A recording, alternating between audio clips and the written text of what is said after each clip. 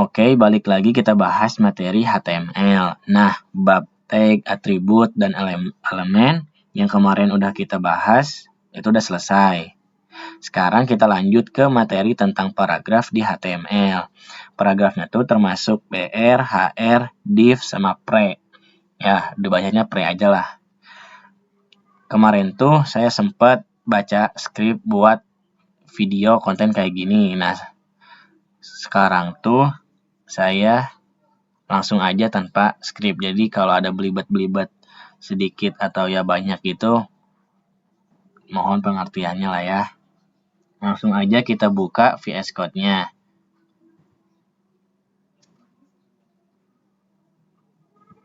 Nah, ini tuh buat, ini udah layout apa?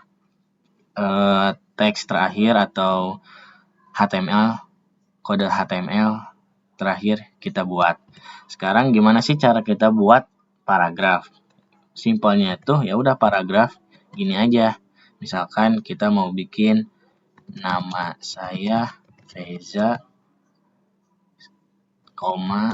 saya sekolah di SMAN 1 Bandung. Nah, ini udah termasuk ke dalam paragraf. Sekarang coba kita run.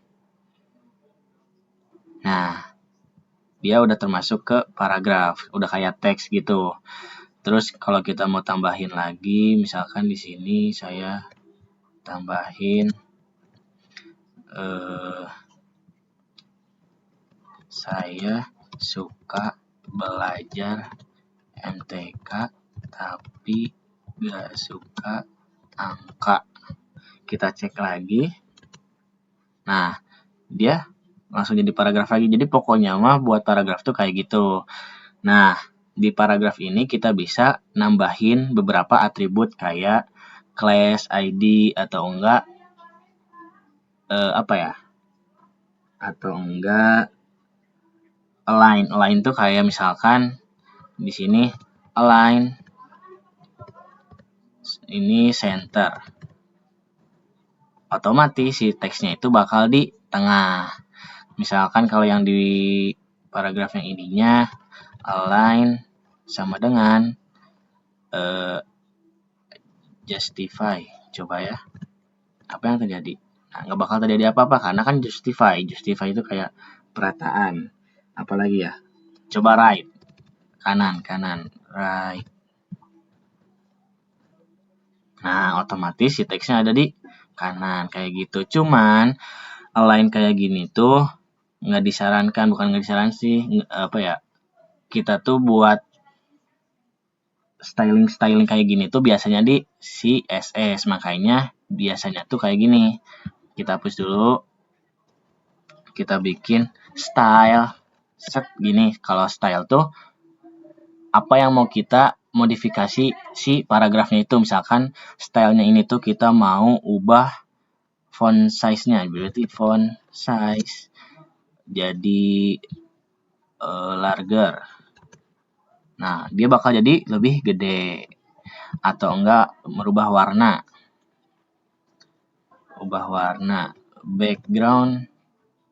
Bukan background color. Color. Kita ke aqua. Coba.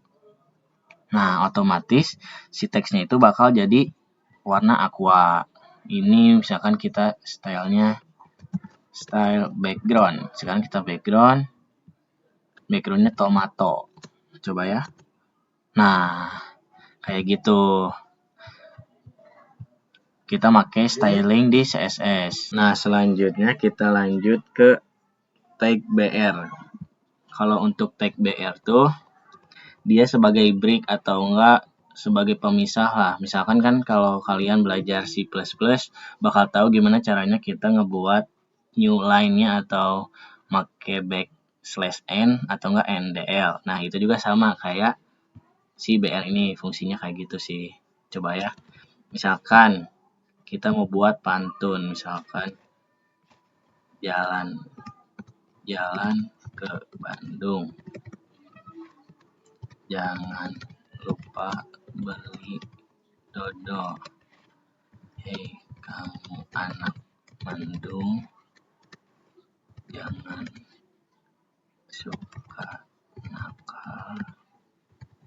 Coba ya gini, kita run, save, hasilnya tuh bakal kayak gini. Padahal kan kita udah nge-enter di HTML-nya. Fungsinya tuh begini. Nah, gimana caranya? Kita pakai BR. Set BR di sininya. BR di sininya, BR di sininya, BR. Coba kita save dan lihat. Nah, hasilnya tuh bakal kayak gini. Jadi fungsinya tuh buat nge-break lah, buat nge-enter si teks tadi, si paragraf tadi gitu. Simpelnya tuh kayak gitu sih. Kita lanjut ke HR. Fungsinya HR tuh sama, bukan sama ya. Dia tuh ngebuat garis tipis. Contohnya gini nih. Kita langsung buat aja HR. Hasilnya bakal kayak gini tuh. Fungsinya HR tuh biasanya buat pemisah lah. Kalian suka lihat di biodata website gitu, awal mulanya tuh ada rangka-rangka kayak si garis HR gini. Fungsinya tuh kayak gitu. Jadi kayak buat apa ya, misalkan di atasnya nih biodata kita. Ini adalah ini, set bawahnya copyright 2025. Kan pakai garis dulu tuh. Nah, garisnya tuh pakai HR. Jadi kayak ya sesuai kebutuhan kita lah pakai HR-nya tuh pas lagi gimana. HR juga bisa kita styling kayak tadi, pakai class, pakai ID gitu. Lanjut ke pre. Nah, kalau pre kebetulan udah aku salin buat kita cepetin aja. Jadi di yang bagian ini. Nah, si pre itu ngebuat si teks ini tuh, jadi semua yang ada di teks ini tuh hasilnya tuh bakal kayak gini. Coba kita lihat dulu ya. Tuh, hasilnya tuh bakal layoutnya tuh sama kayak yang ada di dalam pre. Jadi sesuatu yang ada di dalam pre ini layoutnya kan kayak gini nih. Yang ininya paragrafnya biasa, yang ini menjorok, yang ini biasa lagi. Nah, hasilnya juga bakal sama kayak yang ada di dalam pre tadi gitu. Simpelnya mah kayak gitu. Pre. Jarang sih ngebuat pre, tapi ya sebagai wawasan tambahan aja. Nah, selanjutnya ada div. Jadi div tuh sebenarnya kayak bungkusan untuk kita ngebungkus elemen. Kan kalian udah belajar waktu video-video sebelumnya tuh kayak misalkan paragraf, bukan paragraf, misalkan P mana ya? P kayak gini-gini. Ya pokoknya mah si div itu tuh buat ngebungkus elemen yang ada di website atau enggak layout websitenya lah.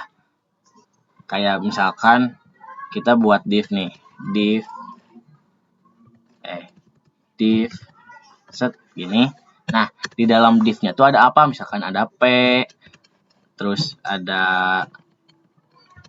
H1, habis itu ada image misalkan. Nah, jadi fungsinya div itu tuh buat ngebungkus si elemen-elemen yang ada di dalam website gitu. Tapi biasanya orang-orang juga bikin paragraf tuh pakai div, cuman mereka itu salah menggunakan atau salah apa ya? Salah menggunakan fungsi lah. Sebenarnya div itu tuh buat ngebungkus elemen yang ada di dalam websitenya kayak gini. Misalkan div terus ada P-nya ada kakak, habis itu ini judul, habis itu gambar. Nah, nanti gambar mah ya. Jadi pokoknya mah div tuh buat ngebungkus semua elemen yang ada di, bukan semua sih. Jadi pokoknya div tuh buat bungkusan lah. Jadi kita tuh bisa ngebikin beberapa div di dalam website.